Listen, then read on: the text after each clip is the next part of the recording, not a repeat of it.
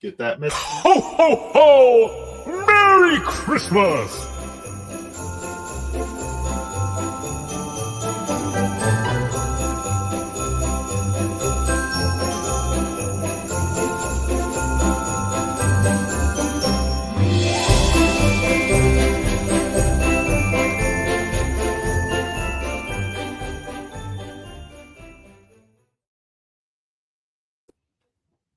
All right. Party people in the place to be, vandals, and all the people with the seasonal cheer. This is a brand new episode of How'd We Get Here?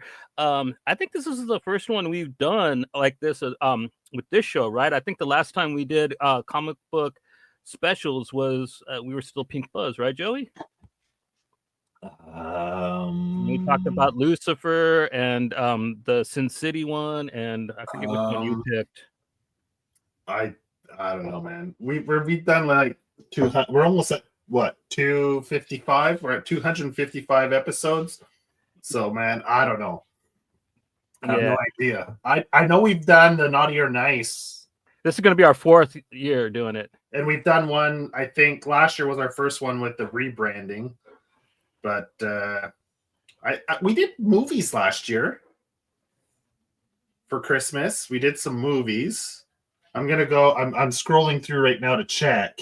It's fine, man. I just was saying. I think that's right. But what do we got planned for tonight, though, Joey? We're talking about some more comic book specials. We got some pretty fun ones in mind. Yeah. Well, we like to pick some Christmas books, and if people are watching, they can see the background. Some of the books that we picked are flashing by. So we each picked one or two. I picked Lobo, the Christmas special.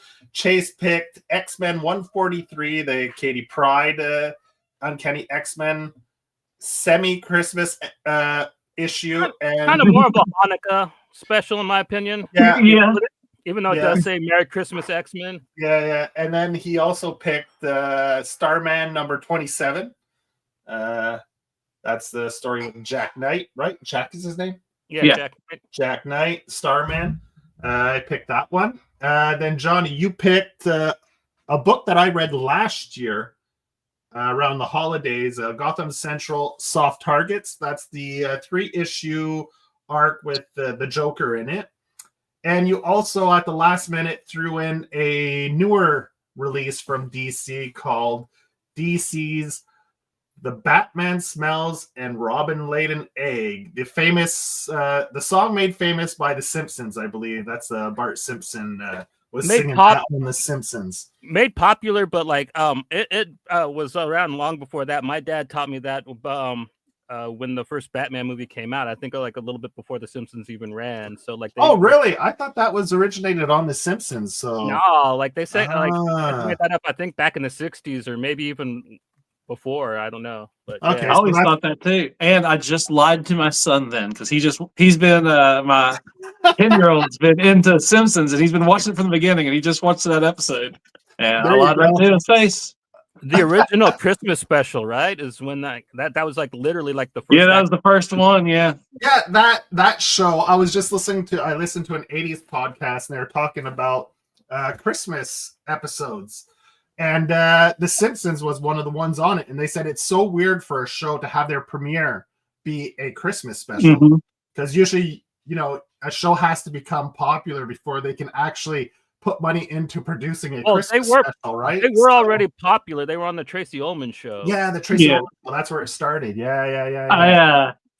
When I was a kid, I thought that episode was like written about our family because my grandmother was a raging gambler. Like she loved to gamble, right? Chain smoker. If she wasn't at the dog track, she was playing poker in a garage somewhere with all of her friends. Like that's what she did. And one day, her favorite dog at the track was getting retired. It was its last run, and she just brought it home. And suddenly, we just had a dog in the house, a greyhound that she brought home from the track. That's good. That's a good story. I like that. That thing was fast. I don't know how it got retired. It was fast, man. Yeah. But yeah, does anybody got a check-in? I kind of have one. It's been a while since we did a show where we were able to have a check-in, so there's quite a bit of things I could shout out. Do you got anything, Joe? Yeah, I have a few things. Things you're already well aware of. I started reading this because you've been on me. Well, not on me, but you brought it up a couple times, so I actually have them. So I started reading it. This is a really quick read, super fun. Kind of you put it best when you said it's a mix of Sweet Tooth and City of God. City of God, yeah. So and then the first one I think is like an 80-page. Yeah. Pages about. And then the second one, 300. yeah, a little thicker. And then they switch it up to black and white. I'm halfway through the second volume, and woo, the action is fast, hard, and brutal, man. A lot of, if you want a good gangland story, yeah, it's brutal, and the action sequences are top notch, really good. And this I love a good black and white comic too. And this just came in because the strike's over. So I went to the post office today. This came in. So yeah. So yeah, in the new year, we're going to be doing our comics that can't be printed today and like actually mean it episode, because like I can't wait for Joe to read that. Like, man, you're going to enjoy it. You got the sense of humor for it. Oh, sweet. Yeah, our new friend Gorka, he sent a French. Which one? This one's the French for me. The French version, and he sent an English one, which I'll be sending to Johnny. And yeah, it's got the cutout, So you can be like, awesome. The one-eyed ninja. yeah. So that's why I check in, man. Cool. Yeah. I got my Boneheads t-shirt and comic Goose that came in like a week ago, but like we were doing episodes with people, so like I couldn't really shout it out. Oh hell yeah, there we go. Oh, there we go. Covers. Mr. Big Spender. Yeah. Chase has his as well. I had to support him. I had to get the biggest one, I had to get all the covers. And I got the shirt too, right here. Boom. Very nice. Yeah. And then I got a really sweet Christmas surprise that I wasn't expecting. Our boy Pat O'Malley, he sent me a trade for Pop Stars. That was really, really sweet of him. I really appreciate it. Pat, you're a king. I got a couple Kickstarters in. I got one called Fluorescent Killers. It's a cyberpunk noir book. Really fun, really funny. And then Maggie Thorne. Yeah. Zero, which is by Bormer, the guy that does Bad Bug. He does all the Discordia books and stuff like that. And that book's really fun. It's about like this lady with a cool, like, it's not like a cyberpunk arm. It's kind of more mechanized. It's like, but it works with diesel. Like it's like a machine arm. It's really cool. And you get 2 stories in the issue. We're going to cover that probably on our fully funded episode. And then I got a care package from a fellow we're going to have on in February named Thomas Snigoski. And he sent me a bunch of books that he's written over the years. One of them includes Punisher Purgatory, which I didn't know he was the co-writer on. I cannot wait to talk to him about that. A lot of people hate the Punisher with the Heavenly Weapons arc. I really liked it, so I'm really excited to talk to him about it. But he sent me like 2 Vampirella books, a Young Hellboy hardcover, Pantha, and his Mad Cave book, Soul Taker, which I think is really sweet. I've never actually had anybody send me physical copies to review for a show, so I can't wait to talk to him. It's going to be pretty gangster. Awesome. And Joe's probably going to get a package from him too if Joe writes him like I told him to. If I write him, yeah. I'll write him eventually. Chase, you have a check-in? I've been so busy lately. I'm surrounded by new comics. My stack's getting bigger and bigger. But just because you mentioned Bad Bug, one of my friends, Jason Pell, is a writer for Bad Bug. So I want to shout out one of his books, Bearskin, by Bad Bug.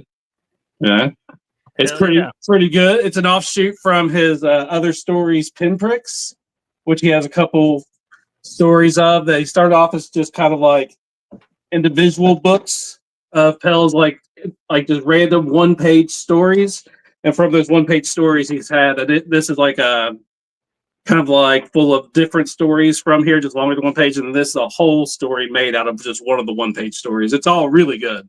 Oh, cool. So he could just expand it on an idea he had. That's cool. This is all like these first two pinpricks is just kind of like train of thought. Just he hired an artist individually to do one-page comics. He did some of the one pages himself, and then and he just expanded it from there. Those are his Bad Bug books. He has more Bad Bug books too as well, but I have a lot of his stuff from way before then. I used to go to cons and help him sell all of his comics and stuff. He has a lot of really good stuff, but since you said Bad Bug, I thought I'd shout him out. Jason Pell, look him up. He's good.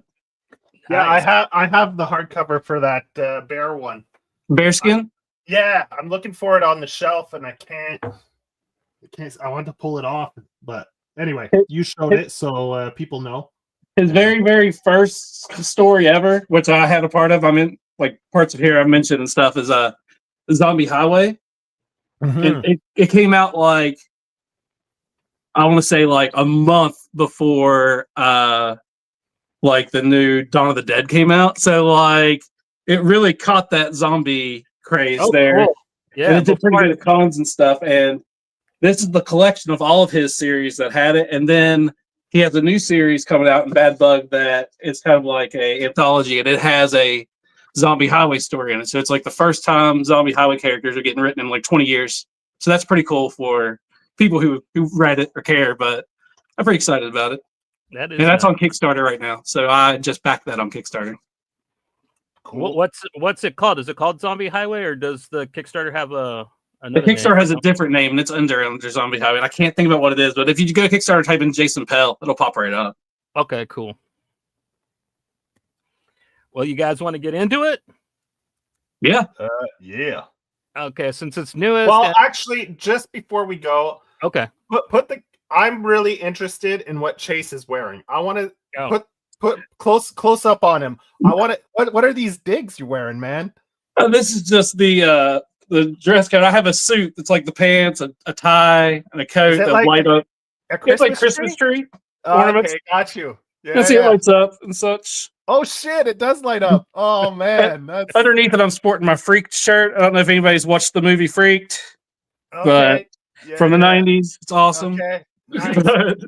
Well, I was like, my eye just kept getting drawn to like the screen where you are because of your outfit. That's what I And do, was man. like, I'm awesome. electrifying. Awesome. All right, Johnny. Now we can get going. I just wanted to get it. I'm trying to get bring that. the cheer, you know? Yeah, for sure, man. You're doing it.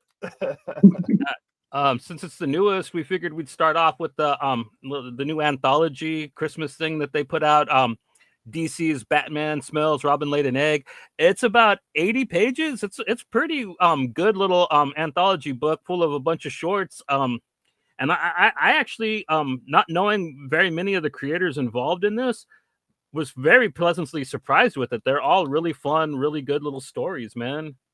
I agree. The first thing I did was read all the creators, and I was like, huh, okay, I don't know where I'm going with any of these. Let's Yeah, go. I know Francisco Fonclavia, but like everybody Mhm. else, who are they? But they showed up, man, and they really did. The first one and the last one weren't really my jam too much, but I thought they were still cute. The first one is John Stewart, Green Lantern, teams up with Mama Claus, and she's a Blue Lantern, and like they take it down Toyman pretty much and get the bag of toys back. And John Stewart learns that like Santa Claus always gave him toys, but like it was better that they said that they were from his mom because his mom was his hero, and Yeah. that was kind of touching. But it was kind of touching there at the end. But I do agree with one of the weaker of the stories. Yeah, I mean, I the second one is actually my favorite. I loved the first Gail Simone run of Secret Six. Me So too, man. seeing this team back together and like them trying to explain like what the Secret Santa is for Bane, and he just doesn't get it, man. So like they go on this bloody mission and like they're going through it, and he's like assessing all of his teammates, going like, okay, if they were going to get me a present, what would it be? Type of thing. He's like assessing Catman and Savage Scandal Savage and all that, and like basically like it's written kind of almost like if James Gunn wrote something, because this whole long bloody mission was to get Bane back his teddy bear right that he lost in the prison when he was a child. It was very on brand, sounding like the Gail Simone Secret Six, though. Like I really enjoyed it. I love the Secret Six. Yeah. It was a really sweet story. I really dug it. It was good. And then Bane gives Savage a vial of his blood, so like they could always be together, which is really good. A really good throwback to the comic because like their eternal. Their friendship was really cute. Because at first you thought that like he was gonna kind of like be a stalker to her the way they like, first kind of interact, and then they actually do become like really close with each other. So I thought that it represented that very well and brought it all back around. So I'm kind of hoping that DC does something with that team of Secret Me Six, too. man. I love that team. Bring it back. I like the second team too, but even like I wish that it had more of the original members besides just Ragdoll and Catman, you know. But dude, I loved Mad Hatter in those comics. I mean, I know he was a wild card and can't be trusted, but nothing really be trusted. But Gail Simone wrote him so well. Like Mad Hatter was crazy. Yeah, both of her runs are good, but I like that first one better. Yeah. And then the next one, it's Constantine. And as for like mainline DC Constantine's story, it's pretty funny. It kind of ties in with the Cy Spurrier one with the demonic old version of John messing with him. And basically he's told that like he's got to kiss this chick, otherwise she's gonna die and go to hell. So John gets put in this ugly Rudolph sweater, and he's got to go do all these like really demeaning tasks. And there's like these little hell imps that are like causing all this chaos to try to bring John and this chick together. And she ends up being a demon imp too, and he makes out with her just so he could get one over on the demonic. Whoops, that's wrong. That's the next story on the demonic John. And for what it was okay. Not my particular favorite type of take on John, but like I said, for like a mainline DC thing, it wasn't as bad as some of the runs have been. He didn't put like on a fucking Shazam ring or anything like that. Yeah, I like the demons causing havoc, pissing in the punch and whatnot, you know. And I thought the art was actually pretty fun. Like it was pretty animated. I liked it. Yeah. I mean, the story was okay, but I mean, I enjoyed it. Yeah, it was probably not my favorite, but not my least favorite of the bunch either. Right in the middle somewhere. Yeah. Yeah, it's probably like my third or fourth favorite. Like this next one is probably my second favorite. The Joker. Yeah. And he's all sad because he can't even rate getting beat up by Batman. Like he only gets Damian, and like he's all depressed. He's gonna game end himself on it. And then Ghost what's his name? Tim Drake? No, not Tim Drake, the one before him. Oh, Jason Todd. Jason Todd. Yeah, comes in It's a Wonderful Life in Joker's own words, and basically shows him this perfect Gotham that like even with a crowbar, like they'll just take it and not do anything wrong. There's no crime because the Joker never existed, and the Joker's just not having it. So he's trying to do one good thing so he could realize living is good. So Jason Todd can get his wings, but he basically drops his gun. This ice cream vendor finds it, shoots Bruce Wayne's parents, and basically like causes the chaos and shit. And like the whole city's burning. And like the next scene, and Jason Todd's just telling him like, "That's it, I'm taking you back." And he's gonna drop him and just kill him pretty much. And then he gets his wings pretty much. And like I thought it was pretty funny, man. That was pretty clever. It was a good one. I thought it was a lot of fun. Him getting his wings like that made me laugh, and I thought Joker was written pretty well in it. Yeah, good funny Joker. Yeah. Yeah. I think that was probably my favorite one, the Joker one, and then it was probably the Secret Six. 1 and 2 there for me. So At this one might have hit a little too close to home for Chase. This next one with Dead Man, with the miners getting caved in. Yeah. This one's pretty touching. I kind of like that they used Dead Man pretty well, and basically he uses his powers to like communicate with the miners and the people outside, so they know which stones to break and clear, so that they know that they're not load bearing. And I thought it was pretty. Yeah, they spoke a lot of mining facts in there too. You know, about how to know which ones to take and stuff like that. And have either of you guys been down in a mine? Never. Oh man, it's claustrophobic. Like there's just so much. So I couldn't imagine like them being stuck in one like that. That'd be terrifying. I'd be freaking out. That's West Virginia field trip 101. Take kids down in the mine. They put us in a little cart, take you right down, like, and just explain everything, explain the canary and all that stuff. It's wild, but it's claustrophobic, man. So, they just tell you as they're explaining where to put all the things, like to keep it up. You have to place it here because this rocks will fall this way. Like, it's all so calculated that I think they explained it well in there. And I love Dead Man. I enjoyed that story actually. That's why I really liked this collection, because like aside from the first story and the last story, it's all like really underling characters that I enjoy. You know what I mean? Like I like DC, but I mostly like their under 100%. I agree. That's why I love the JSA so much. I love all those characters, which is why we haven't talked about my favorite one yet. Okay. Yeah, this next one, I'm actually pretty excited to see them, because like they went straight Golden Age with this one, bringing back Captain Midnight. Yeah, it was awesome. Yeah. I love this one. It was straight up enough said, like no words. This one, and it was titled Silent Night, right? Yeah, I think so. Yeah. So this one was great too. Actually, it's the most brutal one in the book, though. Yeah, it's hard probably tied with the Joker. Actually, I forgot about. Yeah, I remember this. This one's really good too. I enjoyed it. It was black and white too. They kept it all black and white, no words. So it's like a silent movie, like back in the day. And the way like he walks in, they communicate just by like just hand up for a second. I loved it. I thought it was good. Yeah, it was really good. Yeah. And I wouldn't have read this anthology if you guys didn't make me. So I'm glad I did. Like, it was good. I mean, I enjoyed it. Yeah. I mean, I don't know what made me pick it up. I think because we were doing the episode, and I'm like, this might play into it. You know what I mean? So I just decided to take a chance on it, picked it up at the LCS, and I was just like, nice. You know what I mean? Like, I don't see why we can't talk about this, because like I said, like I found like the book to be all around fun. And even the stories I didn't like too much, they were still okay. You know what I mean? Mm-hmm. Yeah. And I mean, this one's brutal. This one's like me and Joe's picks for tonight. Like Captain Midnight's chasing this guy. I don't think he really knows what he's doing. He just knows that he's a thief of some sort. So he chases him, and like he chases him into his place, and he sees that like he's stealing medicine for his sick wife. So he's just kind of like, I think I chased the wrong guy, but it's too late. The cops show up and straight blast fool. So Midnight patches him up, and then the guy goes to trial, does his time, but like he makes a cure, fixes his wife, and then they're all happy after dude gets out of doing his bid. You know what I mean?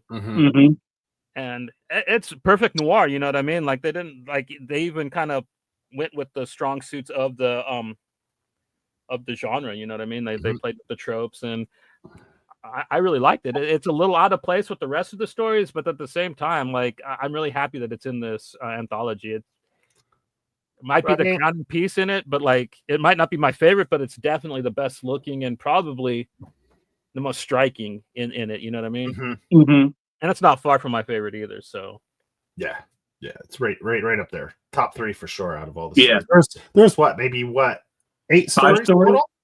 Yeah, 5 total. Oh, I thought it was more than that. You had Green Lantern, Secret Six, Joker, Captain Midnight. Oh, I forgot Constantine. Okay, so we got Green Lantern. So there's Secret 7. Six, Constantine. Then we got Vixen, and then Superman. So, oh yeah, okay. I forgot about the Vixen story. Yeah. I'm pretty. There's a good reason why.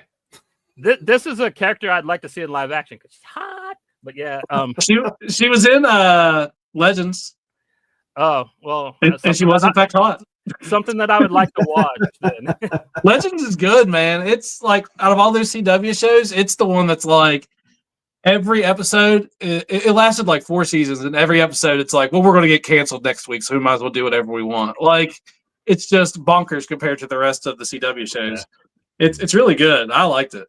I thought the story was kind of funny. Like she meets up with her friend. He tells her that he wants a present with whimsy. So she's like really racking her brain trying to figure out what he means by it. So she's like beating up villains and doing jobs with Bruce Wayne, trying to figure out what did she mean by whimsy. And like, so she decides to make him like this really cool bracelet. And like, he buys her the scarf that she decided that she wasn't going to buy him later. It was funny. I mean, it was already returned. It was all right. Yeah, it's very CW though, like you said. And then the last one, the Superman gets a glow job. Is that what that's not what it was titled, was it? No, that's what They should have. called They It should should have have been. called it. Yeah. Superman gets a glow job. That's great. Yeah, it And is good. it's that little guy. I never learned how to say his name. Do you know how to say his name, Chase? Mr. Mr. Mixopitalix? Is that how you say it? Mixopitalix. Mixopitalix, I believe. Yeah. He decided like he wanted to make Superman glow because people get depressed during the winter. Very CW. It's okay though. It was all right. Yeah, the art is fine. I enjoyed the art in it. Yeah, very DC cartoon universe, Bruce Timmish. Yeah. Yeah. Yeah, did you ever read Emperor Joker? That was a Mixopitalix book where he sends Superman to a different universe where Joker is like an emperor. Pretty good. I know I have the trade here somewhere. Okay. I missed that one. I kind of only read like a lot of Ed McGuinness did the art on it. Okay, cool. I like McGuinness. He is legit. Yeah, everyone's puffy with McGuinness, but he's good. I like his Hulks. You know, I like him doing Captain Marvel. I think bulky characters like they're always big square jaws. Next up, we got Happy Hanukkah X-Men, which I'm calling it instead of Merry Christmas X-Men, aka Why You Don't Leave Kitty Pryde Home Alone. For fuck's sake, she's going to cost you billions of dollars, but we'll get into that. And I'm going to go ahead and let Chase go ahead and break the story for this one down because it's one of his picks. Oh, yeah. Okay. So, well, it all starts, it comes full circle. It all starts because everybody had, you know what? I completely forgot it. It kind of did a flashback to show this is one of the first villains that the new X-Men fought after they came back with Storm them. And God, their names Nagari. I wasn't even going to try to say it. I figured I'd get myself canceled. Nagari. Yeah, I think it's Nagari. Yeah. Nagari. And so this is like, so I think I wrote this down actually. Yeah, so this was they fought the X-Men in number 96, and this is number 143. So it's been like 50 issues, something like that, roughly. Yeah. So as far as X-Men fans knew, they were gone, and they're a one-off character. And then this super one comes back, man. And just a side note about this issue, just cause is it's the very last one of the trio, Claremont, Byrne, and Austin. This was their last issue. This was their farewell issue. Right. Yeah. Nice kitty issue. Nice kitty issue. It was like Alien at times. Yeah. Like going down the corridors. Definitely inspired by Alien, I think, the design of the monster. That one panel of it like busting through the wall. I swear I've seen that in an Alien comic somewhere, it's like a side panel. But okay, so all the X-Men, all the adults and everybody have to leave, and you don't really know why. But they're all leaving. They're leaving Kitty in charge. I think they're going to some theater show, maybe, or I don't know. I think they're going to a puffy party, man, because they don't want to bring a 13-year-old with them to a Christmas party. Like, what the hell, yo? Well, I know they end up going to the airport and picking up her parents, though, by the end. So I don't know if that was the whole thing, the distraction, so they can go and get. It was a surprise for her on Christmas. For her, yeah. Yeah, it could be. But before you get too far into it, we got to address some of these outfits, man. We got to address Wolverine as the Texas oil baron with his fucking bolo tie. Yeah, man, Wolverine just going berserk immediately. Like there was. And Kitty Pryde in her best leisure suit, man. She borrowed that shit from Disco Stew, man. Oh man, the Disco X-Men were some good X-Men. But yeah, Wolverine trying to decapitate 82, right? This I believe 82, yeah. Okay. So yeah, 82 to 84, one of those. But yeah, that style was still very much in, I think, with the banana collars and the stuff. But let's talk about so like after the X-Men leave, all of a sudden it goes to like the scene of like showing over time of like that battle, and then they introduced Doug and Sue, who were just having the best date ever. Oh, the beginning there, where the couple's looking for a little Christmas tree for their apartment. yeah, the horniness. I'm thinking very dirty yeah. thoughts. Oh yeah, very dirty talk. Like, don't pick a too big one. It's it's just our little apartment, and then, dude, and then like the panel where it just has them both in the air, and it's like her death was quick. His not so like. I was like, damn, man. Like, this is... Yeah, it was pretty brutal. It went from super sexy to super fucking gory. It reminded me of like a Friday the 13th movie. You know, like once the sexy starts, that's when the death comes. Yeah. That's it. Johnny was reading this last night, and he's like DMing me. He's like, "Damn, these Christmas books are all kinds of horny." I was like, "Yeah, man, The I know." old ones though, just the old ones. Yeah. Here's the season, ones. man. Yeah. But okay, sorry that I'm rambling on this issue. Or jumping around. But then there's Kitty's like training in the danger room, trying to keep up and stuff like that. And out of nowhere, this monster just busts out and she phases through the computer. Oh no, that's later on, man. I've jumped through so much. It's chased her through the whole place at this point, hasn't it? I'm bad at this. Well, because it comes through Storm's room up on the top floor through the skylight. Yeah, that's right. Yeah, and the it kills rest all the are plants. gardens. Yeah. And you just slowly realize how smart the thing is. Like, she keeps trying to outsmart it by hiding, and it's like breaking through walls behind her and stuff. Yeah. And then it just keeps jumping back to the X-Men just doing their thing. Like, well, before this, she Cyclops calls her, and he's like gonna go be a fisherman. Yeah, work on a fishing on the boat. Love Boat. Fishing Yeah, boat, you're a girl. Yeah, and he comes back 5 issues later. So he's not on that very long. Because we're only like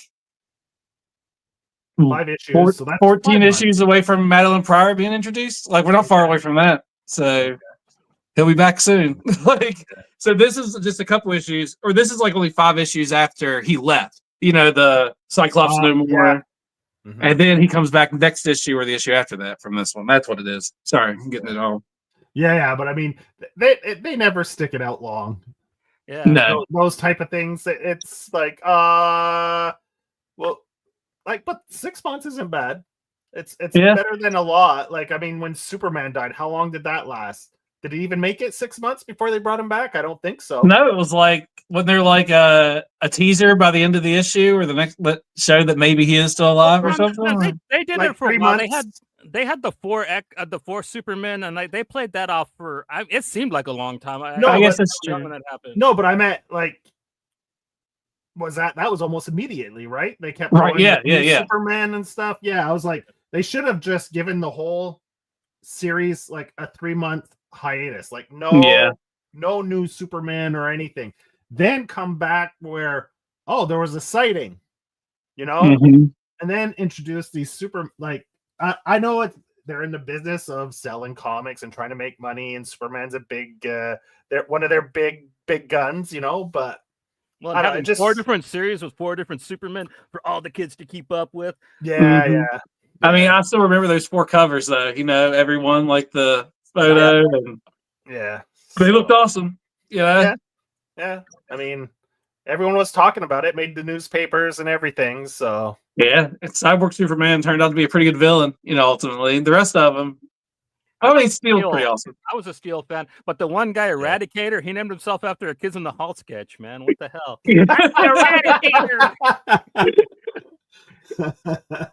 At least it wasn't the Cincinnati Kid.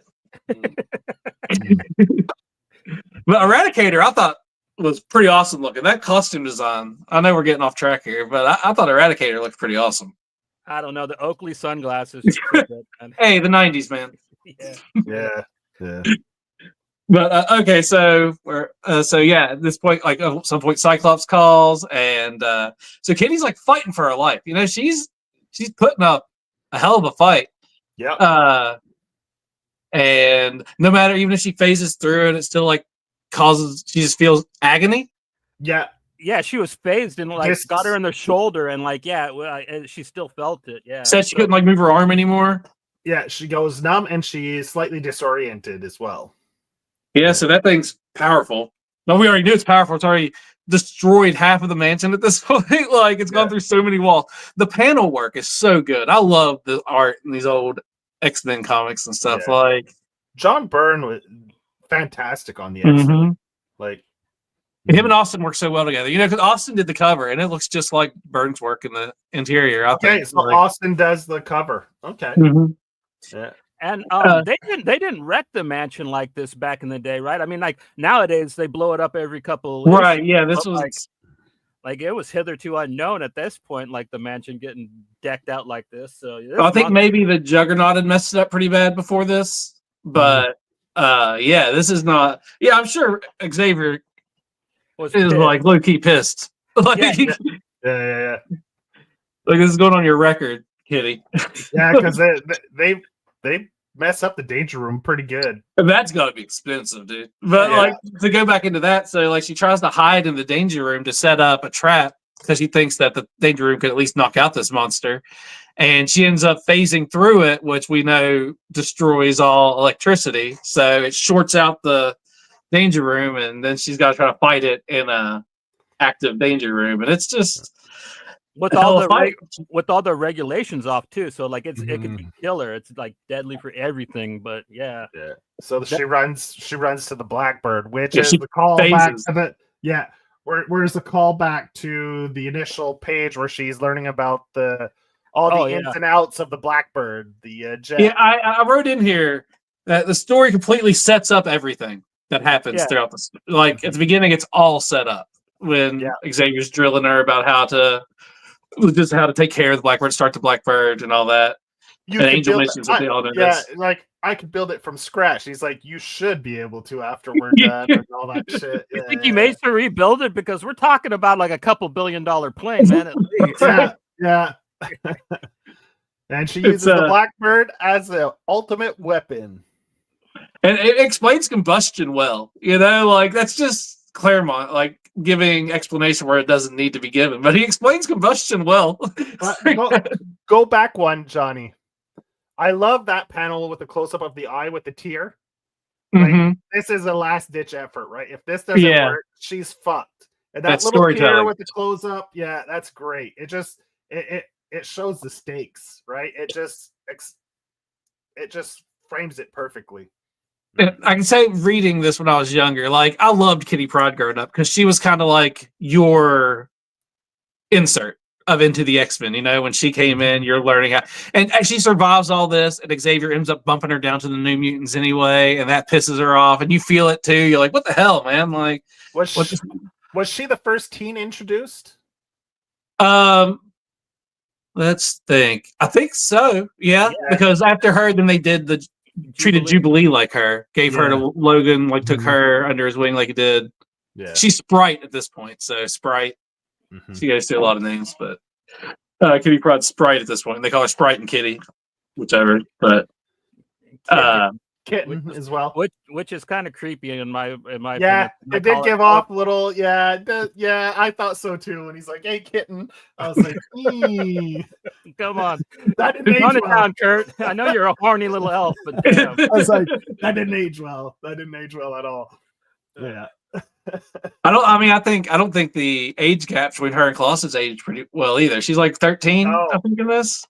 I'm not sure, but she's definitely a teenager. That's I think she said 13. They said that she's 13 in this issue, but she's putting the moves on him, as far as I can tell. At least in this it's true. She is. It's true. Yeah. That's the case for a lot of it. They're both putting the moves on each other as it goes. But as an older and looking back on them, that's a hell of an age gap. Now that I think about it. Yeah. How much older is Peter than her? He must be like, is he like 18, 19? See, I thought he was older than that. I'd say 20s. Yeah, I thought 20, like 20 to 22. But I could be wrong. That's what I thought. He needs to get play Minecraft on YouTube with that kind of an age gap. God damn. We don't know what to think of Mother Russia, you know? Tofferish. Yeah. Well, we'll say he's 18. Sure. 18. They do call them teen superheroes a lot, but that was like the first group of them. So he's still a teen, right? So it makes it I hope palatable. So. We need a fact checker on that. Yeah. We'll get back to you guys maybe on I'm going to get canceled over Colossus. Just gonna turn him around. Don't look at me, man.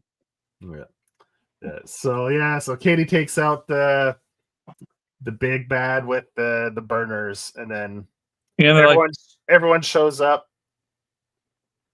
and she's got those big old eyes in that one panel. I was like, that's crazy right there. When I was reading it. And you got Professor X just being racist here, telling Storm stay with the car. Come on, Chuck. God damn. Age with the times, fella. This was 82. Yeah. You have excuses for him like your grandfather. You know, he's from a different time. Yeah, he's trying his best. Probably, yeah, because if that's 82, 84, you said, and Charles would be what? In his probably 50s, maybe? Yeah. Pushing 50? Pushing 50, maybe? Yeah, so he's from a different time. He probably still says like kraut and Ruski and all those things. But he's because he's British, right? Charles is British, so yeah. Oh well, you know. But so they're angry at her at first, and then they seem to accept it. Well, like they take her, they accept her story immediately. I guess they don't even question it, really. Well, I mean, they're the X-Men. They've seen some shit, right? So yeah, like there's a monster. Like, oh shit, all right. Well, you said that he still kicks her to the New Mutants. You know, he's still a little pissed about the house and the plane. He's just like, yeah, you're not kicked out of the school, but fuck, you're going to this other team, all right? Yeah, like he's like, yeah, happy Hanukkah, I guess, man. But yeah, he rolls up. When they get to the house, he can tell that there was something there. But with his psychic power, shouldn't he have like been able to realize the Kitty was in trouble? I guess that we wouldn't have an issue if the X-Men were able to get back and all fight it together, I guess. Yeah. Well, maybe she just doesn't know that she can think out to Xavier and he'd hear her. I don't know. But yeah, it's so early on for her. And then like the Wolverine just gets he's kind of a little shit in this episode issue. He's only got like a little part, but like he had to get choked out by Colossus and like just because Nightcrawler kissed Mariko. On the cheek. Yeah, like tone it down, Roid Rage. Jesus Christ. I know, man. Fucking Wolverine. And his oil baron outfit, man. I mean, I know I missed a lot there. The monster was it was a pretty scary monster. You know, like it's a great design. It's almost like a mix of Alien and Pumpkinhead. Yeah, that's a great description. And it's always seems to be silhouetted, you know, it's always just menacing. But maybe Pumpkinhead was based off of this, because this came out before Pumpkinhead movie, I believe. By about a decade. I think Pumpkinhead came out around 1990, right? Yeah, 89, 90, yeah, somewhere. That's all. I thought late 80s, early 90s. So yeah, it's yeah.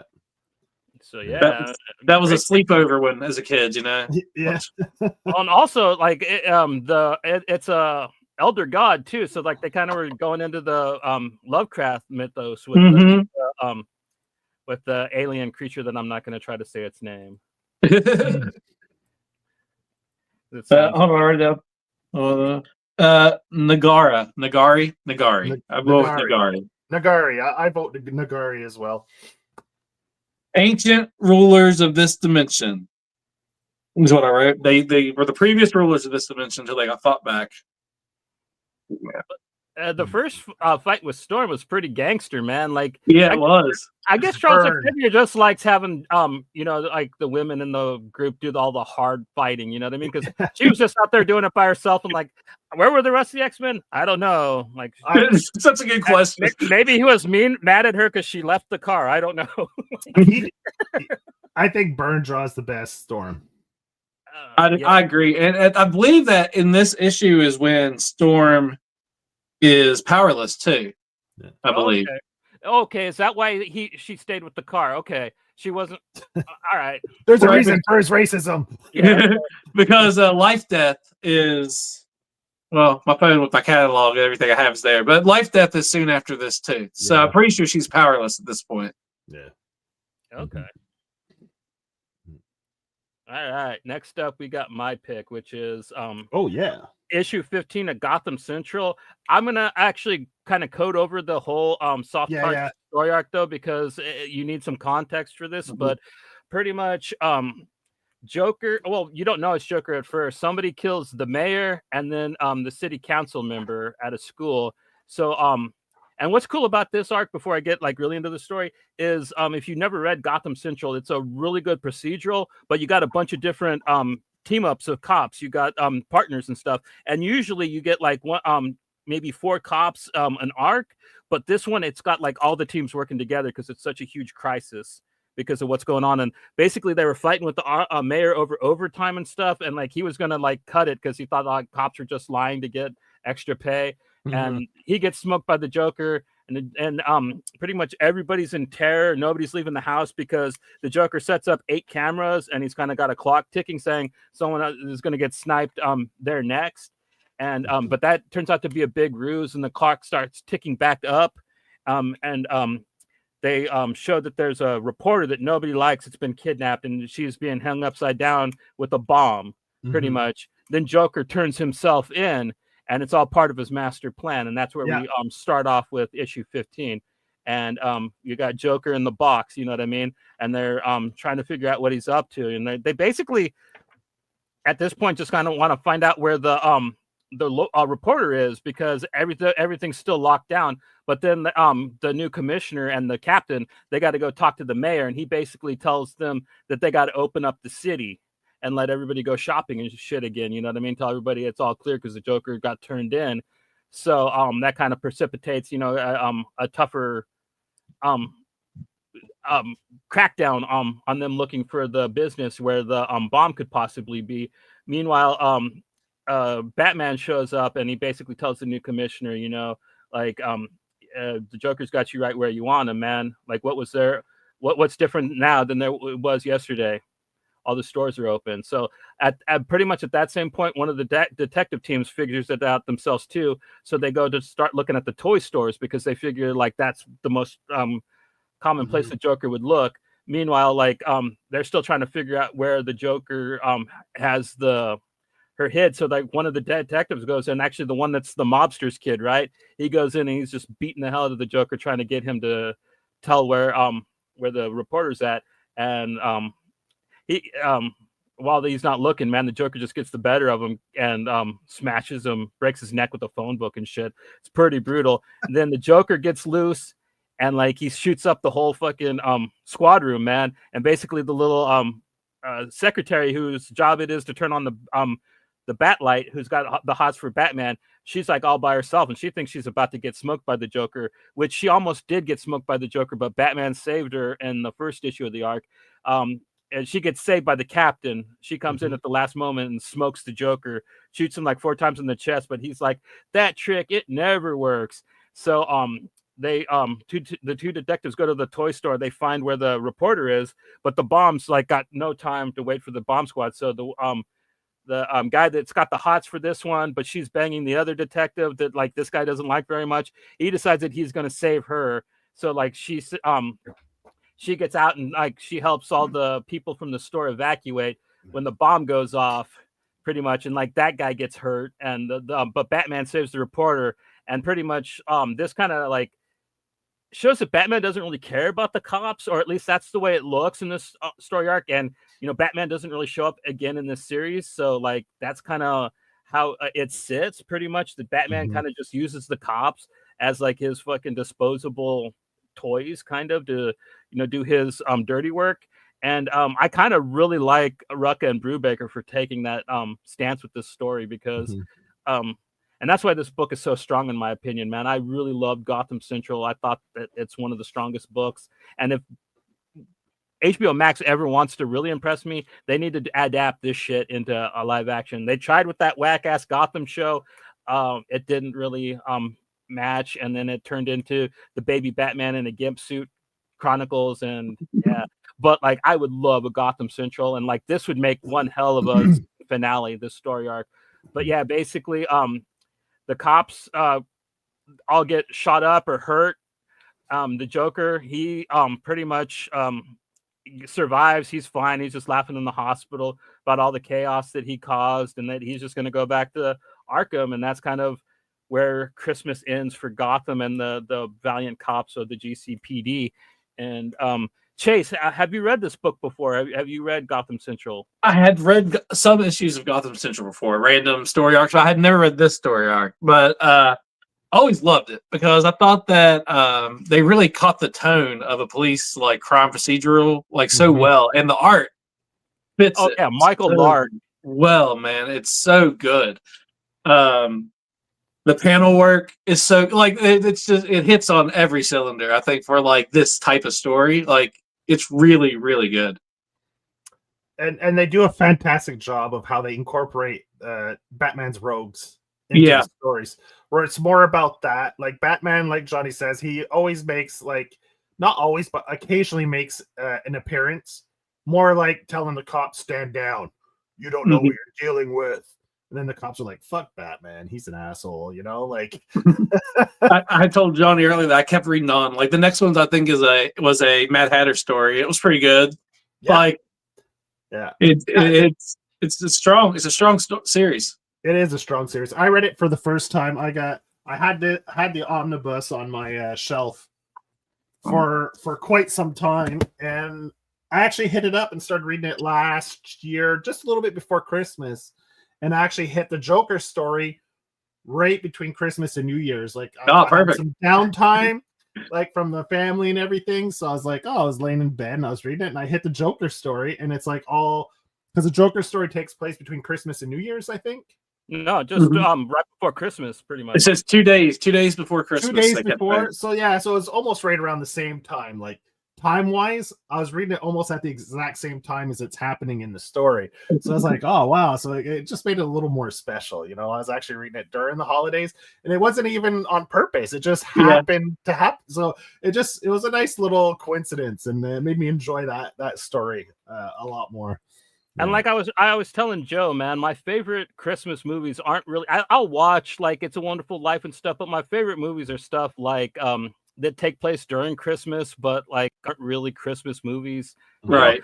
Die Hard's an example, but like you got The Last Boy Scout, you got Lethal Weapon. There are several really good ones in the genre. Like Everly's one that I just had Joe watch, the one with Salma Hayek, really good, really fucked up movie that takes place on Christmas. And this one really lives up to like that type of film that I really enjoy. Yeah. And just so brutal, you know what I mean? Because like I didn't touch on it, but like earlier in the book, like when they're at the schoolyard, Joker just opens up, he like kills like 2 other cops, he shoots like one of the detective's girlfriend's hands off. Just a lot of gore in this arc. And that's why I really like this book when I was first reading it, because I first got into it and I'm like, a book about Gotham cops, how badass is this gonna be? And then like the first arc with Mr. Freeze, you know what I mean? And he's just like freezing the cops to death, and you see like the actual chaos that's wrought when Mr. Freeze does his shit. So like normal people, which you don't usually glance in a Batman comic, I was just like, okay, this is actually really good. God damn. Like, just a small little thing I liked was after the Joker, you know, like took the dude out, he ran out of there saying, screaming, "Somebody call the police," as he's like shooting people. It's great. Like the chaos, just as I said, he was written really well in this. Yeah, a perfect Joker story. It's a 4-part. This is a 4-parter, and it's fantastic. Like, yeah, I wasn't. It was before I got the message, or I didn't notice the message from Johnny that said just the one issue. So I'd read the whole series. Like I didn't know which one we were talking about. So, but then after this one, I was like, oh, okay, it probably was just this issue. Yeah, but I mean, it still kind of all ties. It was nice to have the knowing what was happening. You know, it's beautiful because they have a lot of outdoor scenes where it's snowing, right? Yeah, this whole sequence, which I love in a comic. Yeah, it's great. Like rain, snow, like those. It's always fun when you get outdoor panels. So when the weather like that, yeah. And I'd already known Brubaker and Rucka at this point. So, like the issue before this started, you get the whole really cute issue about the secretary and her hots for Batman. So I totally thought that meant they were going to kill her. Like I thought, I was really happy that the captain came in and surprised her, because usually when they do that kind of thing with the character, that usually means that they're going to kill him off. Yeah, you suddenly care about them. You know a little bit about them personally, so it's just a death note. Yeah, straight up. So it was a nice twist that like she got saved by the captain, and like the PTSD that she has after this event as well. The girl, like they touch on all kinds of stuff right throughout the series. It's great. It's about a 50-issue series. 40, I think, in total. 40 40? issues. Yeah. And it could Yeah, have I saw that. kept going too, in my opinion, but I don't saw think that my it's Hoopla app had the whole all the trades on it, so I already borrowed it, so I might as well read the whole thing. oh, It's worth it. Yeah, read it, man. You'll enjoy it. Yeah. it never lets down, man. It's really good. And I don't know, I really like actually all the partners, all the different cops, what I mean? They all had like different characteristics to them. Like you had the mobster's kid, you got Christmas Allen and what's her name? Of course, Montoya. And yeah, and you got the one guy with the mustache who you think's going to be hella racist, but he's actually the most compassionate one. And it's like you can't just always judge the power mustache, I guess. Hey, you know what? Now that we're talking about it, I'm remembering where I read because Rucka's Gotham Central goes into 52. Rucka's a big part of the writers of 52. Like I think he's first bill on like every issue, or he's in there. So like. And Romeo Montoya is a huge part, and the Gotham Central people are a big part of 52. So that's why I had read like some of the story arcs leading into 52 because I wanted to know what was going on because I didn't know much about Renee Montoya. Oh, really? And I was really liking her in 52. Actually, to tell you the truth, I learned about her from the cartoon. I used to watch. Oh yeah. Yeah, and she was like a big part of that. And then when I started reading some of the comics, I'm like, oh, wow, she actually carried over because that wasn't always the case. You know what I mean? Like Harley Quinn, she didn't like actually become a character in the comics until years after the cartoon, But right. Like Montoya and Bullock and Christmas Allen, like those guys were all actually from the comics, which was cool. Mm-hmm. But that just sparked in my head immediately why I had read some Gotham Central. But yeah, I'm going to continue it probably. I enjoyed it. I'm a sucker for buddy cop things, like if Shane Black is directing something and I'm going to love it because it's going to be a buddy something, like all the Lethal Weapons,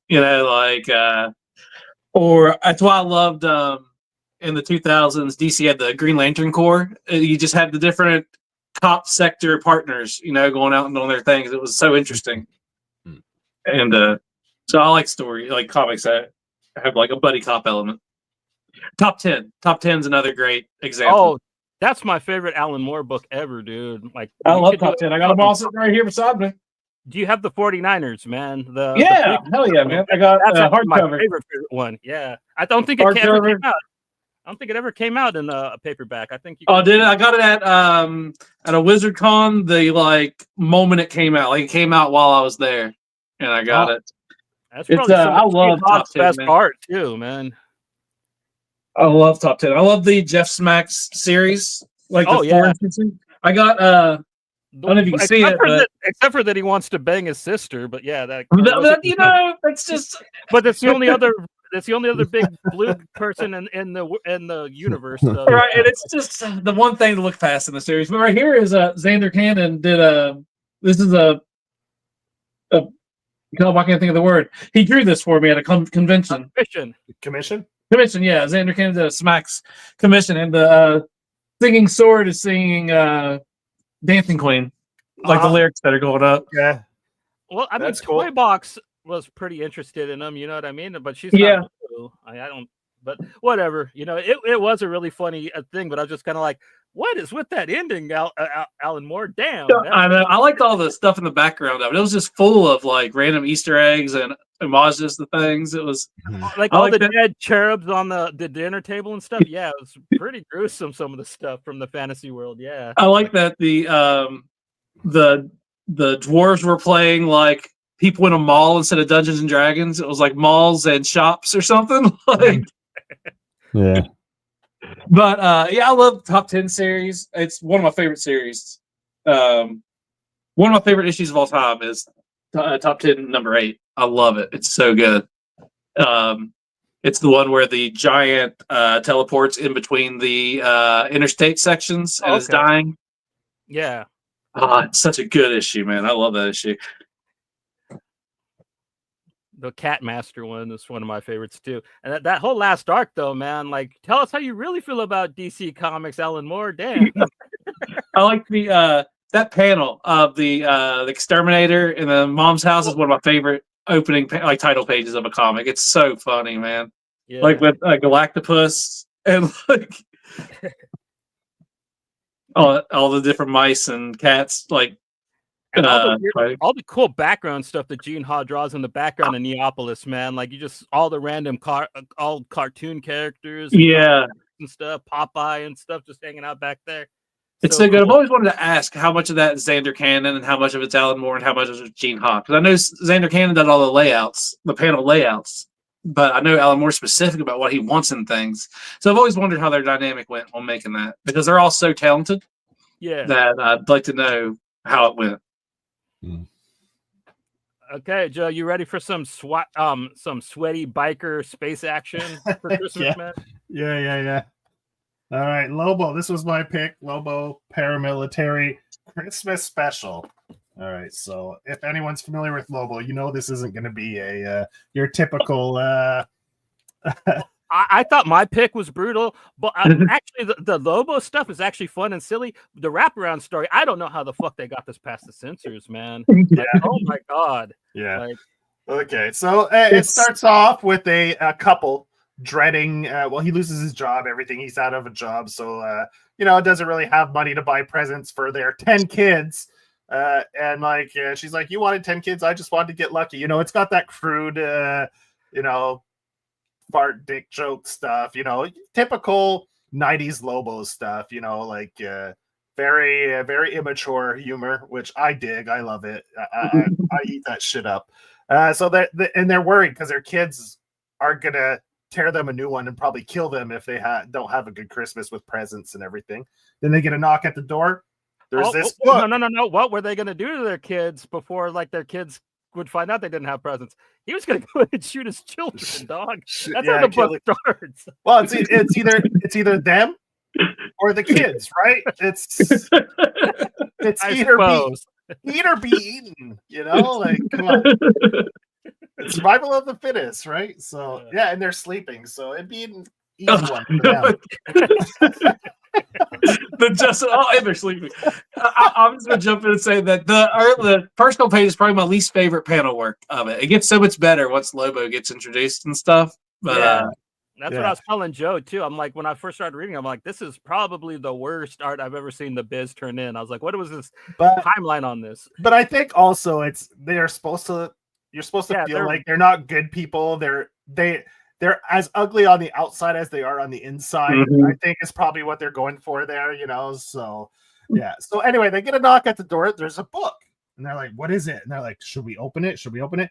And then you get your page that explains what the book is. They're like, this will save you from your brats that don't appreciate what you do for them at Christmas and all this. And then it gives the credits of writer Keith Giffen, plots it. Alan Grant does the dialogue, and of course, Simon Bisley does the art, which is the same creative team that brought you the reimagined Lobo that we have and love and know today. Yeah, because Lobo didn't look like this when he first came to DC. No, he kind of looked like a member of Kiss on a jet ski. Yeah, just give me just one sec.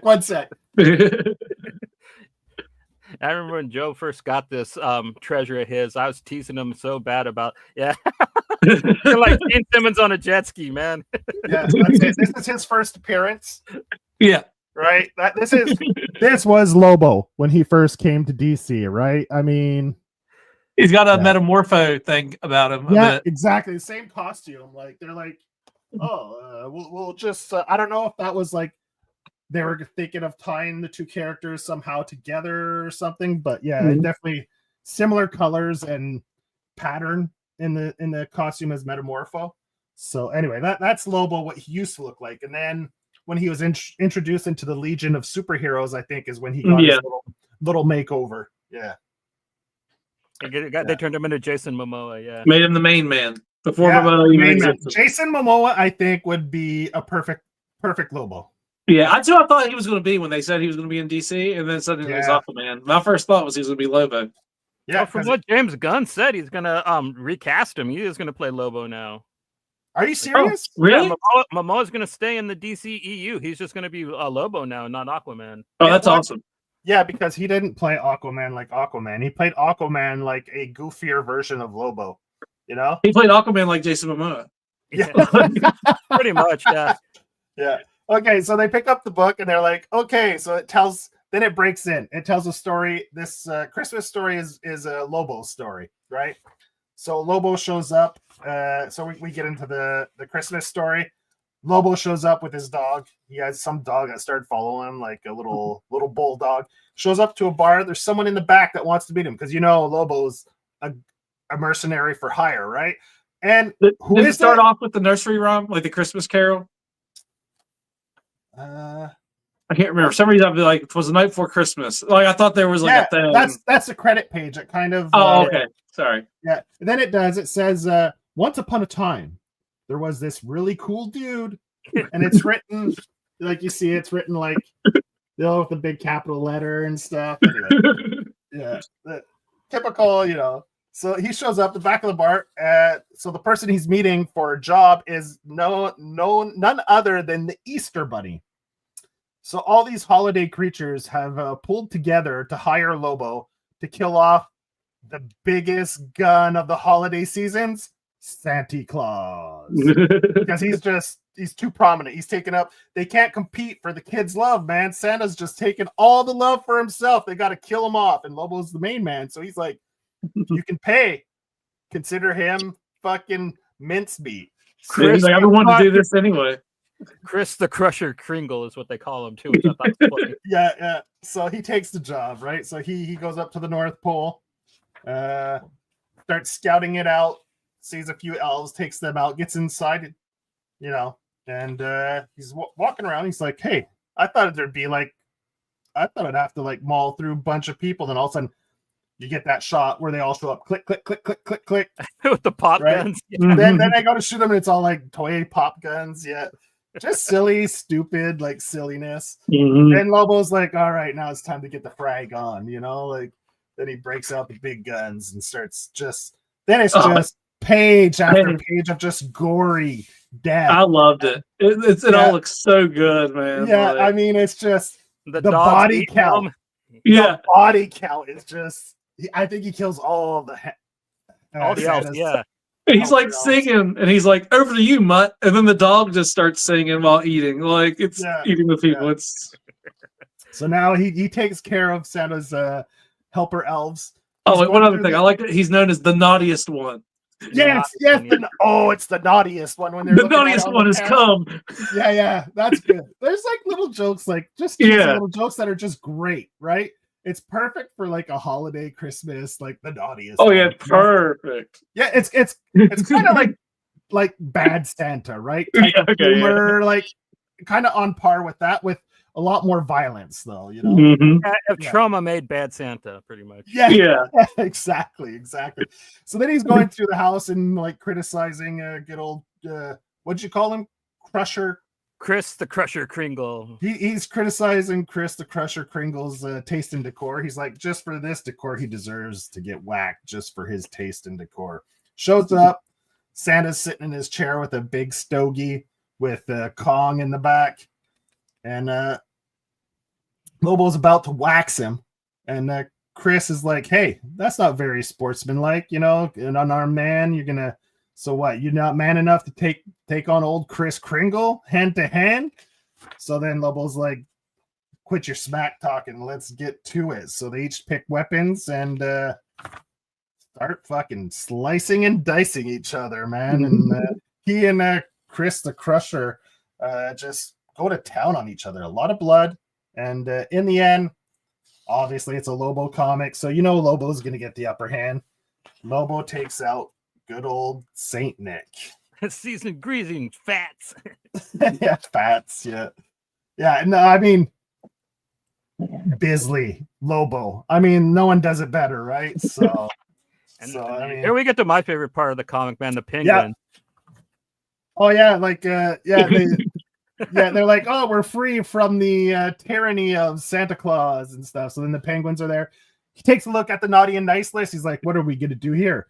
Then he's like, all these naughty lists could be potential future problems for the old Bastich, for the main man. So he's like, maybe I could use this as a way to take care of some future problems. So what does he do? He gets a bunch of warheads.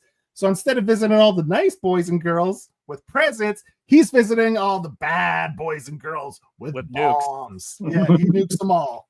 Yeah. Like he looks at the nice list. He's like potential victims. Yeah. So he has Kong helping him. Everyone's on board for some reason. Everyone in the North Pole just seems to enjoy good old Saint Lobo. Yeah. And the penguins, they all wear little masks. They join his gang and like, we're cool as frick. Yeah, frick. Yeah. So then it goes back to the two parents, right? Lobo takes out all the kids and everything. Then they're like, oh yeah, this story's great. This should work. They turn to the last page. This book is good for one read only. Gotcha, suckers. Yeah. So, and poof, the book disappears like magic. And so the father goes up with the gun, and I'll say goodnight for you. Yeah. All you hear is blam blam blam. So you kind of know, and then Merry Xmas, compadres, ho ho, fraggin' ho, and that's how it ends. Yeah. What? I have no idea how they got that ending past the censors, man. Like honestly, so good. It's a good. It's so fucked up. But other than that, other than the ending, I like T. Gibbons' humor and stuff. Like, there's a couple things I wanted to say that made me laugh. I like the suit up page where it's like clink, clank, clank, and this is like a close up of him. Like, yeah, that one. Like, the belt. That's great. The knife, the gun, the clips. Yeah. And I like how like incredibly nice the bartender was to him the entire time. Yeah, I don't know if anyone else caught that. The bartender's like, yeah, as he's need leaving, anything like, else? So did everything go well? Do you need anything? Shut up. Yeah. Or just overly nice. Like I'm not getting it. Yeah. So yeah, I love that Lobo story. It's the first time I'd read it in a long time, so it was a nice refresher. Yeah.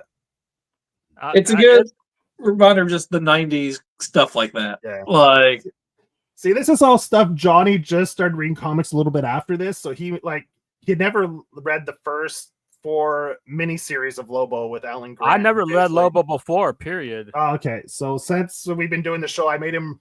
So this is probably the second time he's read Lobo, right? This Christmas. This is the first time you've read this Christmas special, Johnny? Yeah, the first time. And I expected it to be like like the normal story, but like the wraparound about the parents, like that was a shock to me. Yeah, that was yeah. I swear there's a Max Christmas story that I've read out there. Probably that probably goes pretty depressing too, knowing the Max. Yeah. Well, we'll have to put it on the list for next year. Yeah, that's what I was just thinking. Like, yeah, we'll find that, Max. We'll track it down. We'll put it on our list for next year's Christmas reads. Yeah. So last up, we have the most wholesome, and I gotta say, man, this one made me tear up, man, reading it again. Like it's really the genuine deal when it comes to like an actual feel good Christmas special, man. Like, damn, did they knock this one out of the ballpark? And it's Tony Harris is taking a break on this issue. He's not even in it. It's a different artist, and it's still just as good. Yeah, you can't really tell. I mean, they really held up the style very well. And it starts off with some more holiday horniness. This is another one I can't believe they got past the censors. Like, he's legitimately talking about eating Mama O'Dare out. Yeah, 100%. And she's saying, "You better." Yeah. Merry Christmas for both of us. Yeah, I'd be having at the moon. Yeah. Like, he already said it. They takes these vaccines. Yeah. So you gonna go ahead and break this down for us, Chase? Man, okay. Hold on. You know what? I'm gonna do a better one this time. I'm just gonna open it. Okay. Oh, cool. Nice. See, I actually have the compendium for this one. Oh yeah. See, I'm about this far in. Yeah, I have all the first trades that were released, and they're not numbered, so I always have to keep them in order, or I'm just gonna have to look into the binding all again. Oh yeah, they didn't number them. No, it's a pain. Yeah. And then I got the Shade storyline too. That's 12 issue. The Shade stories as well. Anyway, okay, so back to this. Also, my favorite things about picking up when I actually have them is the ads, man. Especially like in the X-Men 143 ads were so nice. Yeah. Okay, but so it starts with the Mr. O'Dare and Mrs. O'Dare cooking Christmas dinner and, getting all horned up about it. But, and then they're talking about how, just about everything's going on because this is issue 27 and Jack has definitely turned everybody's worlds upside down at this point. Especially the O'Dares, which are a family of police officers. There's the dad's the captain, and then his two sons and daughter are both on the force. No, three sons and daughter are on the force together. Yeah. There's Clarence, Mason, Matt, and Hope are their names. Yeah. The kids. So he's talking about Jack, and that's when she mentions that she's never met Jack yet. And he's like, well, I'm sure he's on his way. He's making some kind of special punch. Christmas punch, yeah. Yeah, a raspberry sorbet or something. Anyway, on his way, he finds Santa Claus crying. And it's a splash page, and I mean it's very good. Steve Yao is the penciler in it. Mm-hmm. And he just asks him what's going on. He lets him know that, he's homeless and he got a job as a mall cop and someone stole his clothes. And so this is all he had left. And his last memento of his previous life. That's why very important part, huh? Very important. I saw your eyes lit up. I was like, I forgot something. Yeah. So with his clothes was his locket, which was the last memento of his family. Was they burned in a fire? Car accident. Car accident. Yeah, he lost his wife and child died in a car accident, and he just had no reason to work or care about life anymore, so he became homeless. That locket was his last memento, and Jack is like, "It's Christmas, let's go find it." He's cried his eyes out, and Jack's a good guy, man. Deep down, Jack's a good guy. He might act like he's a loner. He might try to. Not, he didn't want to be Starman. He didn't want to pick up the mantle, but he's a hero through and through, and he can't help it. So even though he's on his way to the O'Dares, he said he's going to help this guy. The guy knew one of the people who jumped him, and so they take off. And as he starts to leave, some of the O'Dares show up, and you're kind of understanding what's going on in them. I believe it's Mason is kind of depressed or Barry. No. Yeah, Barry is kind of depressed because he wasn't confident enough to ask the girl that he wanted to invite to the party here. Mm-hmm. And, then Matt shows up, and this is after he went on an adventure with Jack in the shade, and he's sobering up and decides he wants to stop being a bad cop, a crooked cop. He's trying to get his life back together. So he surprises him by bringing a dessert. Like, he's never done something like that before. He's on time, or he's early, and he's bringing food. So catches Mrs. O'Dare off guard or whatever. And then obviously Hope shows up, and Hope's her little girl, and they immediately start talking or whatever. But then it goes back to Jack, and he finds a homeless man and, says, hey, I'll give you, got any information? He tells him to give him $20. The guy told him, he gives him $40, sends him on his way, thanks him. And warns him that there's a guy with a lobster hand or something like that, like a crab hand or a lobster hand that's hanging around with the other guy they're looking for, and he's bad news, they keep saying. Sam Goody ad, come on, man, not even around anymore. Let's see. So then back to the O'Dares, more show up. Mason shows up. No, Mason's the one who didn't ask the girl. Sorry, Barry's just out of it. Yeah, he runs through the girls. And the mom asks him, "Where's that nice girl?" And he's like, "Mom, that was like 3 girlfriends ago." Right, that was Barry. Yeah, he's the one who's like, he's a ladies' man. Yeah, he's like, there's been Sandra before. After that, there's been he runs through the list of the girls that he's had since her, and and then Mason's just comes in all down and depressed because he's the youngest, and he's also the least confident of the siblings as a cop. He hasn't found his own where the rest of them have, even Hope.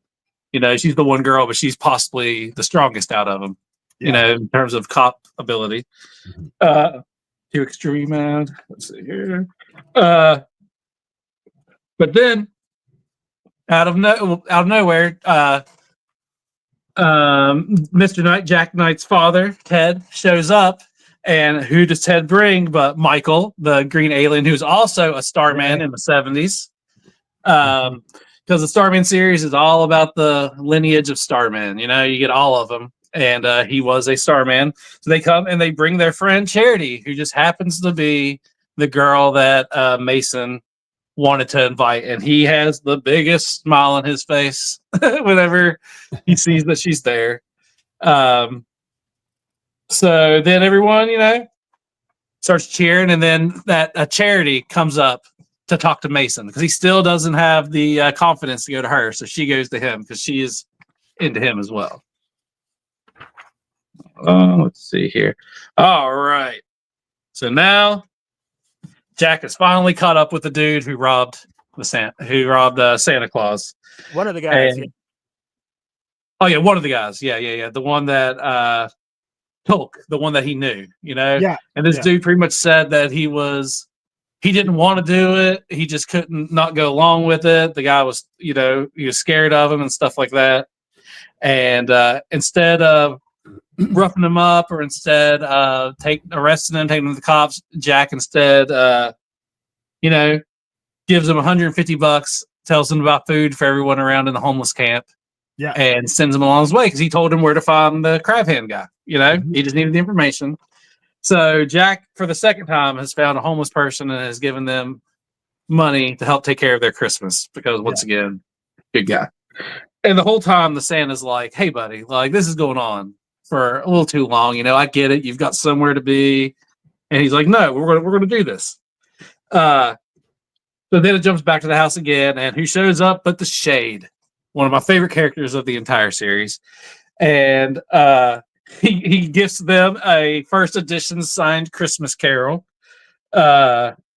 which is funny. If you read any of the Shade miniseries, like he rubs elbows with a lot of famous people throughout all the years. Like there's one when he's with Oscar Wilde, which seems obvious, and it's just funny. So he gives them a Christmas Carol, signed, of course.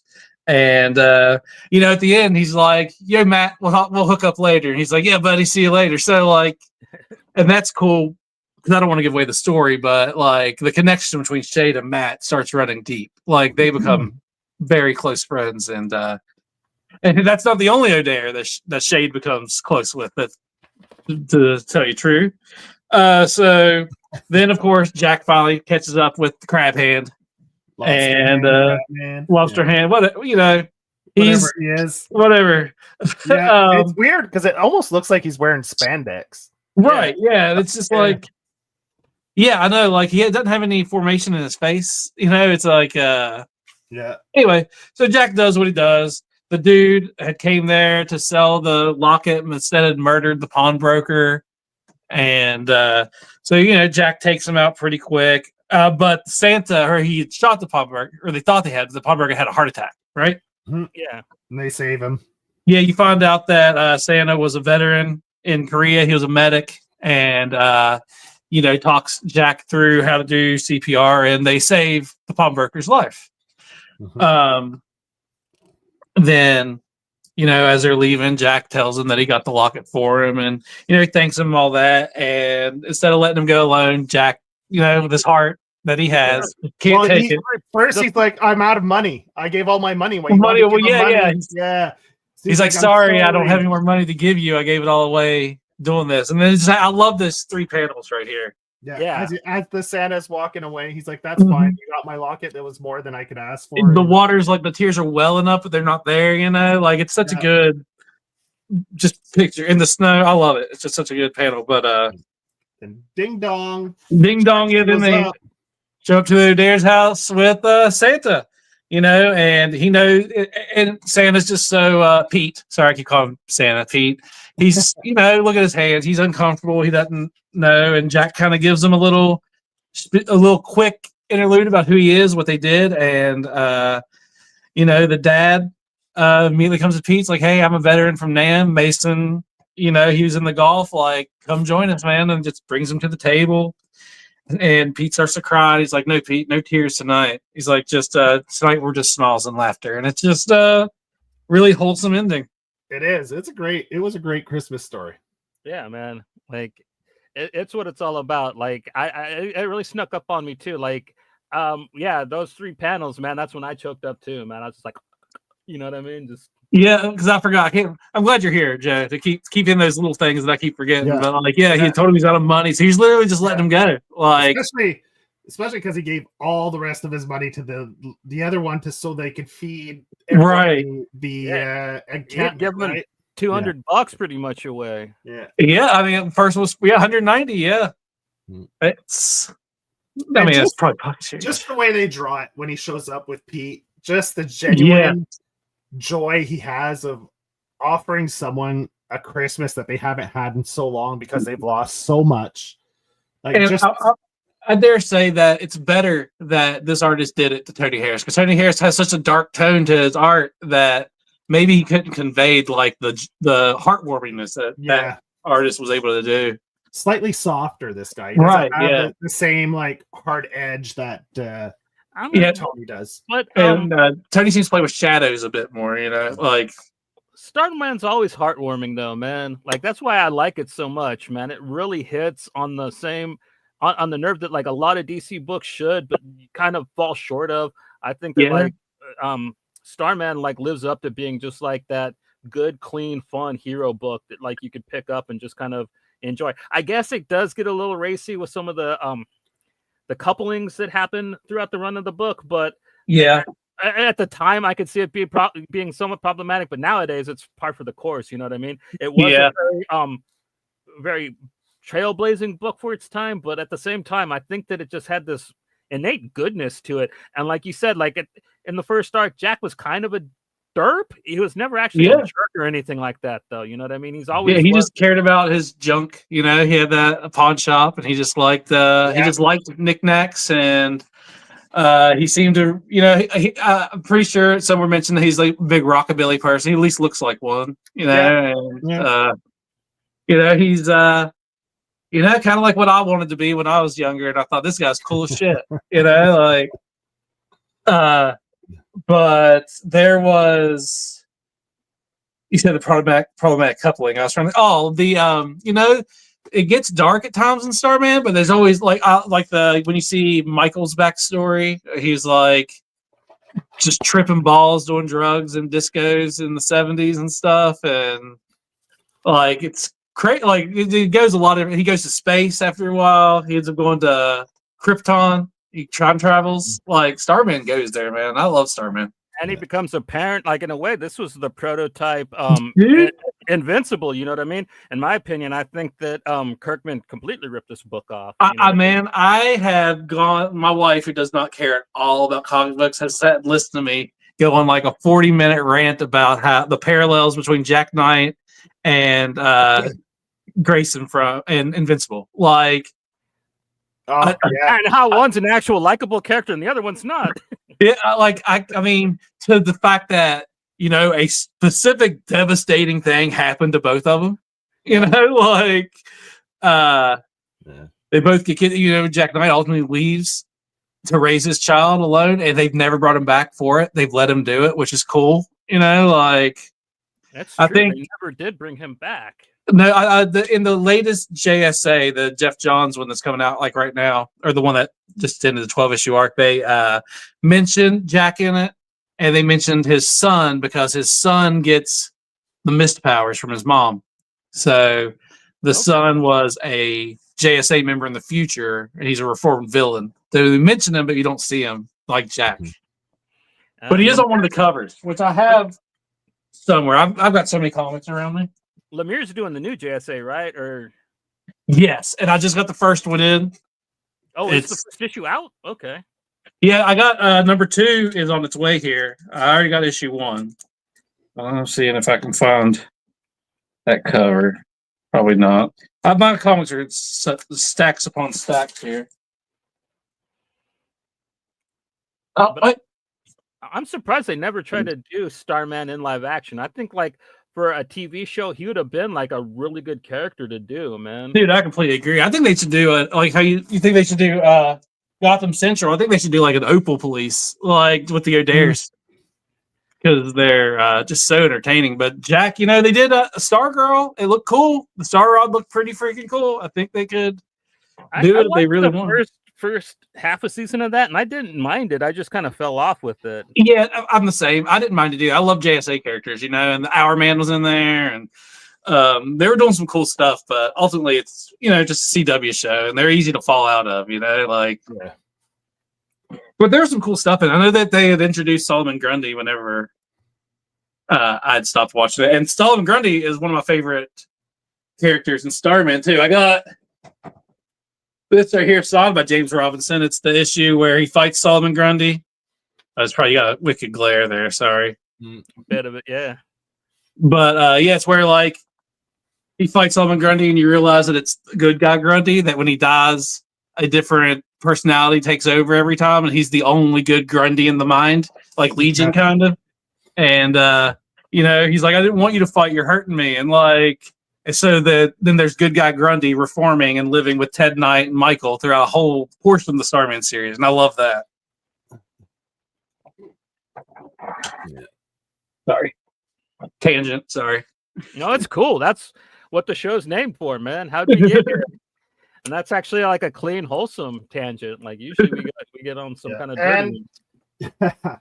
But it's great because Starman, it's one of those rare issues where the writer and artist, it's almost the same to all the way through, except for like the occasional issue here and there.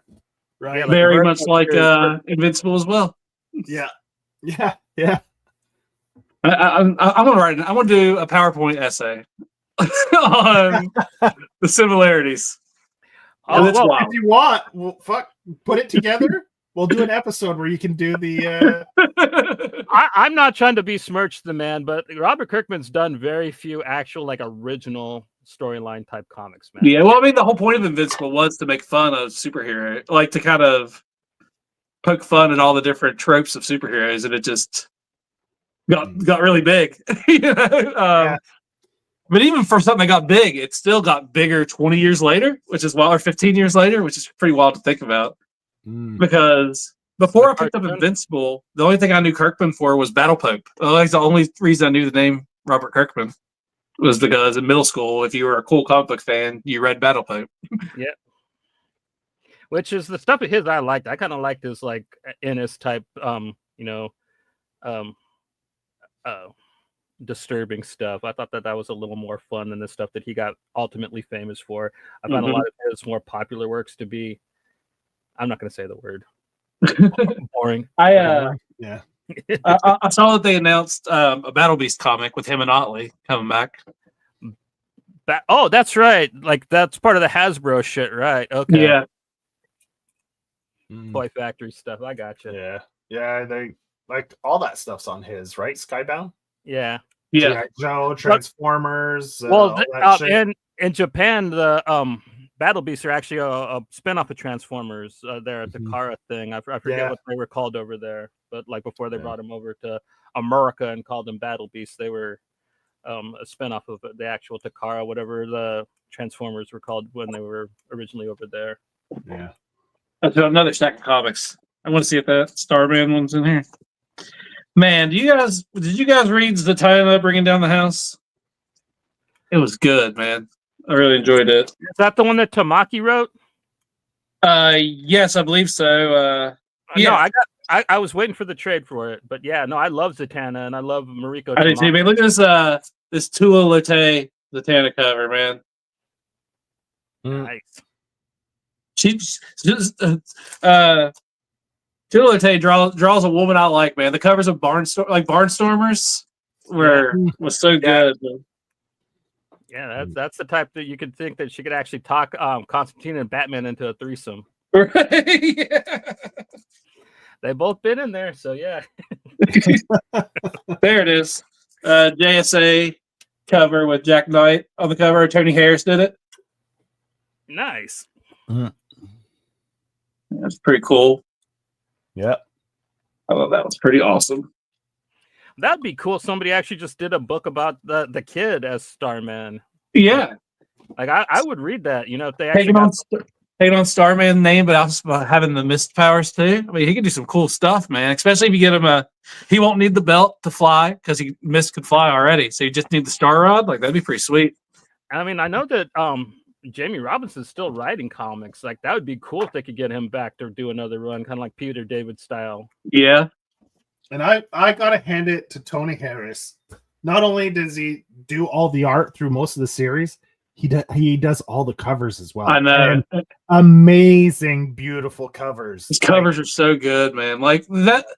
I kind of feel bad for him because, man, like that's a peak to me. Like I'm like, man, I'm not going to do better than this. Like my whole career, this is one of the best things I could have ever done. Like so early into it. Have you read Ex Machina? Like that's a pretty good runner-up to Brian K. Vaughan, right there. Yeah, BKV and Tony Harris. Yeah, great combo too. Brian K. Vaughan's another one that I love, man. He writes some good comics. Some of them, like I think Why the Last Man made it went a little too long, but still, I liked the whole thing. I just hated the last issue, especially we had to wait 3 years for it. Yeah, It wasn't very good. I liked the ending, like with 358 dying and stuff. I thought that was just a brutal, fucking perfect way to end it. And then they did the whole thing with the future and the conveyor belt people. And did they try to make a show out of that? Yeah, it was terrible. One season and it got canceled after one season. Shame. Watch it and you'll see why. Like a lot of people. Hulu? No, it was on ABC, which it made it end up on Hulu. Okay. Oh man, so ABC or Hulu that did Runaways. Brian K. Vaughan has some comics that got made into shows, huh? Runaways. They also did Paper Girls on. Oh yeah, it was on one season and it got canceled. He's not very lucky with his adaptations. He's got the bad luck like Garth Ennis, in my opinion. But yeah, I heard the Paper Girls show was good too. It was all right. I heard people liked it. Compared to the Last Man show, it was excellent. Yeah, I enjoyed the first season of Runaways. They took the cast of Paper Girls was good. They just didn't put the money that it deserved into it, and it floundered because of that, in my opinion. I didn't know they made a Cloak and Dagger show. I was like, oh man, how did I miss that? I love Cloak and Dagger. Like, how it was on Freeform, and nobody watches Freeform. Oh, Freeform. So it's like a teen drama, type show. Well, it's about Cloak and Dagger. They were always of course, yeah. Maybe like in my head, I think it'd be like, do you guys watch that show, The Misfits, like that British show? It was a bit like that, but it was way more serious. And the first season of Misfits, I loved. That's what I kind of thought. When I saw the picture, that's the kind of feel I thought it might be. I loved all of Misfits. I know a lot of people hated it after Bob Sheehan left, but like I really loved Joe Gilligan filling as Rudy. Yeah, he was Rudy. Yeah. That first season was so good, man. It's one of those shows that like I think like the first season's so good that I kind of fell out of the rest of it because it didn't hit that same peak. But I mean, I liked the show. I didn't finish it though. I didn't watch the last season. Oh, the last season's probably the funniest, man. Really? Yeah, there's a scene in it that I'd never seen in TV before, and there's a love triangle that's really funny, and there's a scene where I'm not going to explain it on air because when we get off of air, I'll explain it to you. But this was our Christmas special. We're going to be back talking to what's the Magic Jeff Shiner. Jeff Shiner, yeah, he's going to be on the 21st. I think Chase is going to be back for that. Are you, Chase? Or very good possibility. It's my I know my son's birthday was the other day, but his party is Saturday. But it's at 3, and I figure like this show's going to be what, like at 7 or 8 or 8. Usually we go at 8. Yeah. I'll most likely be here. I'll text. I'll let you know for sure. But. Even if you're not there right at the beginning and you're free, you can hop on. Like if we're a little ways in or whatever, there's no problem. Yeah, I talk to Jeff often, and we're on I'm in his Discord group. So cool. Yeah. So nice. We're gonna have him on, and then after that, I think our next episode is gonna be our Naughty or Nice, right, Joe? Yeah, Naughty or Nice. Yeah. Yeah. So we're gonna take the actual. Yeah, on the 26th, the day after Xmas. Yeah. And then we're going to have Jeff back again on New Year's Day. We're going to be doing the launch party for his upcoming book, Public Defender. Which Adrian and a bunch of other people we know are going to be doing art in it. So that's pretty crazy. Yeah. So, yeah. The Kickstarter hadn't started yet. No, his pre-launch. His pre-launch is. That's what I clicked. I know I clicked something. Yeah. Mm-hmm. So cool. That was our Christmas specials. I really hope you enjoyed it. Like if you have your own, like maybe leave them in the comments if you like the show. Until Saturday, you keep it keep it classy, y'all, and Merry Holidays and Happy Christmas and everything else in between. Ho, ho, ho! Merry Christmas!